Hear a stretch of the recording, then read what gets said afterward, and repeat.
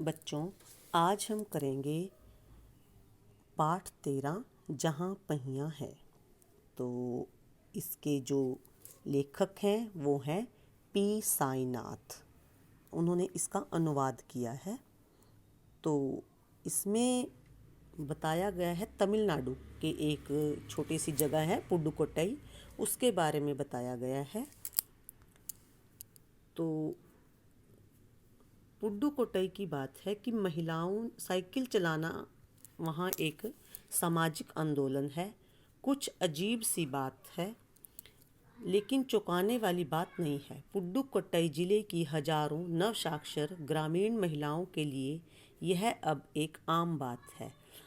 अपने पिछड़ेपन पर लात मारने, अपना विरोध व्यक्त करने और उन जंजीरों को तोड़ने का जिसमें वे जकड़े हुए हैं कोई ना कोई तरीका लोग निकाल ही लेते हैं। कभी कभी ये तरीके अजीबोगरीब होते हैं। यानी कहने का मतलब है कि उस जगह यानी पुडुकोट्टई में साइकिल चलाना एक आंदोलन के रूप में माना गया था। तो अब वहाँ साइकिल चलाना कोई नई बात नहीं है। उस जगह की यानी पुडुकोट्टई की स्त्रियों ने पुरानी परंपराओं को की जंजीरों को तोड़ने के लिए इस आंदोलन को किया। तो भारत के सबसे गरीब जिलों में एक जिला माना जाता है पुडुकोट्टई। पिछले दिनों यहाँ की ग्रामीण महिलाओं ने अपनी आज़ादी और गतिशीलता को व्यक्त करने के लिए प्रतीक के रूप में साइकिल को चुना। यानी पहले वो अपनी आज़ादी को व्यक्त नहीं कर पाती थी, वो स्वाधीन नहीं थी, वो पुरुषों के अंडर काम करती थी, परंतु उन्होंने जब से साइकिल को अपनाया तब से वो एक आज़ादी महसूस करती हैं। उनमें से अधिकांश नवसाक्षर थी। नवसाक्षर मीन्स है कि वो पढ़ी लिखी थी। अगर हम 10 वर्ष से कम उम्र की लड़कियों को अलग कर दें तो इसका मतलब होगा कि यहाँ ग्रामीण महिलाओं के 1/4 हिस्से ने साइकिल चलाना सीख लिया था। यानी पुडुकोट्टई जो है जिला है, जो जगह है, वहाँ की काफ़ी महिलाओं ने साइकिल चलाना उस समय सीख लिया था।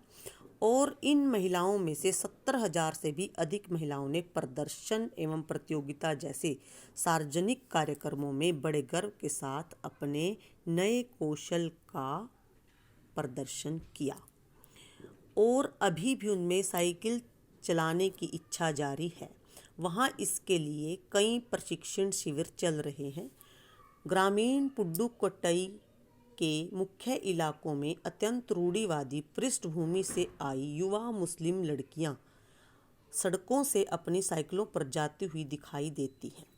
लेखक कहता है कि अब वहाँ पहले की बजाय अब जो नई मुस्लिम लड़कियां हैं जो 18 साल या 20 साल की एज की हैं, वो अब वहाँ साइकिल चलाती हुई दिखाई देती हैं। उसमें एक नाम जमीला बीवी का भी है।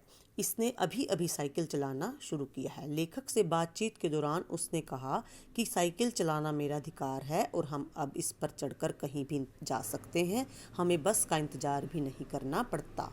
तो यानी उसने जो जो अपने अंदर इम्प्रूवमेंट साइकिल चलाने के बाद जो महसूस की है वो लेखक को बताई है। उसने कहा कि पहले जब शुरू में उसने साइकिल चलाई तो लोग उस पर फब्तियाँ कसते थे, लेकिन उस पर फातिमा इसने जमीला बीवी ने कोई ध्यान नहीं दिया। उसके बाद फातिमा अपनी बात सुनाती है कि फातिमा एक स्कूल में टीचर है और उसे साइकिल चलाने का ऐसा चाव लगा कि उस हर शाम वो आधे घंटे के लिए साइकिल किराए पर लेती थी और चलाती थी, क्योंकि नई साइकिल वो अभी नहीं खरीद सकती थी। फातिमा ने बताया कि साइकिल चलाने में एक ख़ास तरह की आज़ादी है। यानी फातिमा कहती है कि जब मैं साइकिल चलाती हूँ तो मुझे एक आज़ादी का अनुभव होता है और कहती है कि मुझे किसी पर निर्भर रहना नहीं पड़ता। अब मैं इसे कभी नहीं छोड़ूंगी, यानी मैं चलाती ही रहूँगी। जमीला, फातिमा और उनकी मित्र अवकन्नी, इन सब की आयु 20 वर्ष के लगभग है और इन्होंने खुद भी साइकिल चलाना सीखा और अपने साथ की और लड़कियों को भी साइकिल चलाना सिखाया।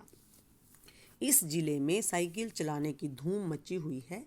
इनकी प्रशंसकों में है महिला खेतीहर मजदूर, यानी इनकी प्रशंसा जो करती हैं मजदूर लोग हैं, जो वो लेडीज़ हैं, जो औरतें हैं, खदानों में काम करने वाली औरतें हैं, गाँव में काम करने वाली जो नर्सें हैं, आंगनवाड़ी वाली जो काम करती हैं आंगनवाड़ी में, बालवाड़ी में, और जो पत्थरों को तराशने में लगी हुई हैं, स्कूल में जो अध्यापिकाएं हैं, वो सब आजकल इस इलाके में साइकिल का इस्तेमाल कर रही हैं। कुछ ग्राम सेविकाएं हैं और जो दोपहर का भोजन पहुंचाती हैं, यानी टिफ़िन बॉक्स जो का काम करती हैं, वो भी साइकिलें प्रयोग कर रही हैं। तो इन साइकिल चलाने वाली स्त्रियों में ज़्यादातर वो लोग हैं जो अभी अभी पढ़ लिख कर आई हैं और उन्होंने अभी और दूसरी औरतों को भी साइकिल चलाना सिखाया है। साइकिल आंदोलन की अगुआ का कहना है कि मुख्य बात यह है कि इस आंदोलन ने महिलाओं को बहुत आत्मविश्वास प्रदान किया है।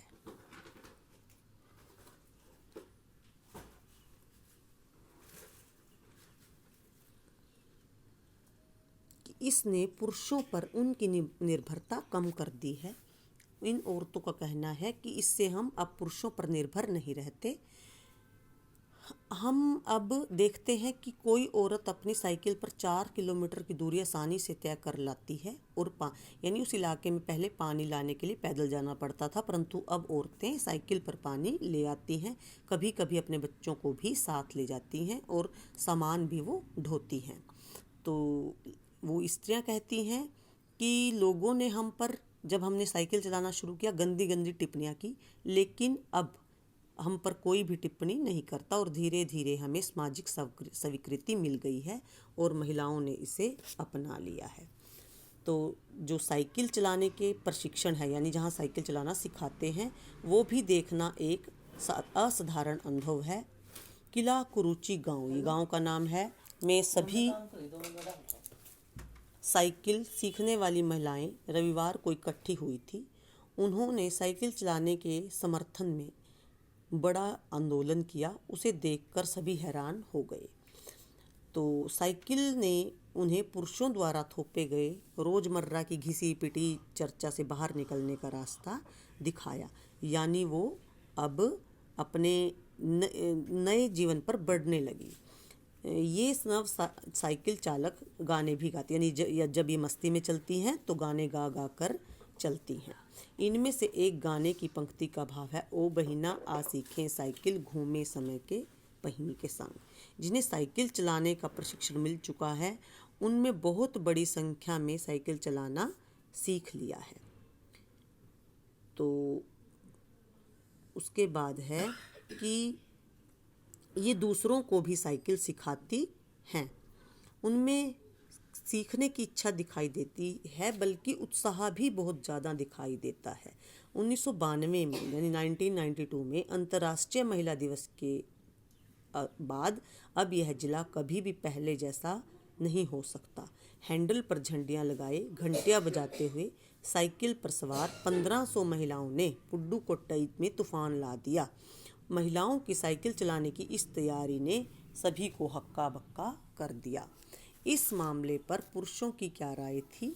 इसके पक्ष में आर साइकिल्स के मालिक को तो कहना ही क्या था, यानी ये आर साइकिल्स के मालिक थे, तो उन्होंने लेडीज साइकिल की बिक्री में एक साल में ही बहुत बड़ी वृद्धि कर दी। माना जाता है कि इस आंकड़े को 2 कारणों से कम करके आंका गया। पहली बात कि ढेर सारी महिलाओं ने जो लेडीज साइकिल का इंतज़ार नहीं करती, वो जेंट्स साइकिलें खरीदने लगी। दूसरी, उस डीलर ने बड़ी सतर्कता के साथ जानकारी लेखक को दी कि कहा कि अब मैं बिक्री कर विभाग का कोई आदमी हूँ, क्योंकि उसको लगा कि शायद ये इनकम टैक्स डिपार्टमेंट का आदमी है, इसलिए वो कम जानकारी दे रहे थे उनको।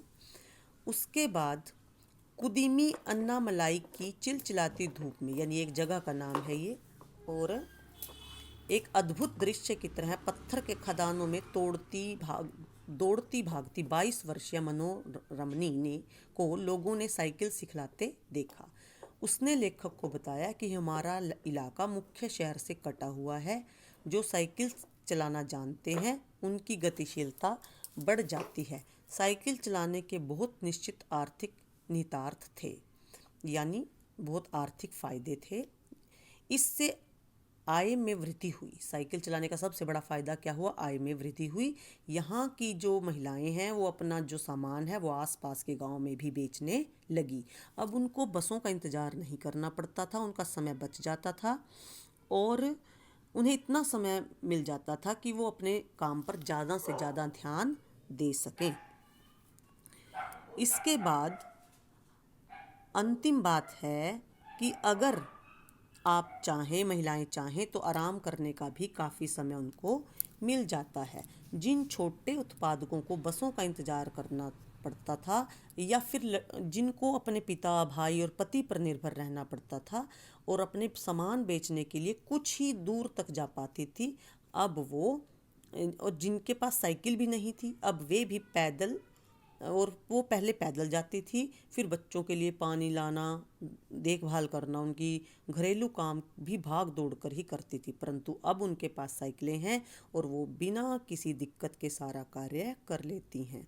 कोई भी युवा माँ अपने साइकिल पर अपने बच्चे को आगे बिठाए कैरियर पर सामान ला दे, आप देख सकते हो ये जाती हुई दिखाई देती हैं। वह अपने साथ पानी के बर्तन भी भर कर ले जाती हुई दिखाई देती है। अन्य पहलुओं से ज़्यादा आर्थिक पहलू पर बल देना गलत होगा, यानी हम सारी फाइनेंशियल बात नहीं कर सकते। इसमें और भी बातें जुड़ी गई हैं। महिलाओं में आत्मसम्मान की भावना भी पैदा हुई। फातिमा का कहना है कि यह में मामला केवल आर्थिक नहीं है। फातिमा ने यह बात इस तरह कही जैसे लेखक को ये लगा कि मैं मूर्ख हूँ जो ये सोच रहा था। मैं तो पैसे के लिए ही फातिमा ने बताया कि साइकिल चलाने से मेरी कौन सी कमाई होती है, मैं तो पैसे ही गंवाती। फातिमा ने किराए पे लेके चलाती है ना फातिमा, तो फातिमा कहती है मेरी कौन सा कमाई होती है, परंतु मैं एक आज़ादी और खुशहाली का अनुभव करती हूँ जब मैं साइकिल चलाती हूँ। तो इसलिए इस साइकिल को एक आज़ादी का प्रतीक उन महिलाओं ने माना। एक अन्य महिला ने लेखक को बताया कि लोगों के लिए समझना बड़ा कठिन है कि ग्रामीण महिलाओं के यह कितनी बड़ी चीज़ है। उनके लिए तो यह हवाई जहाज़ उड़ाने जैसा है। अर्थात जो महिलाएं कभी घर से निकली ही नहीं और वो साइकिल चलाती हैं तो उनको ऐसी फीलिंग आती है जैसे हवाई जहाज़ उड़ा रही हों।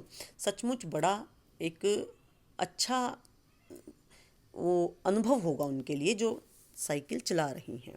कुछ पुरुष इनका विरोध करते हैं तो परंतु उनकी तरफ अब वो ध्यान नहीं देती। अब पुरुष भी महिलाओं की बराबरी नहीं कर सकते, यानी महिलाएं भी अब आगे निकल गई हैं।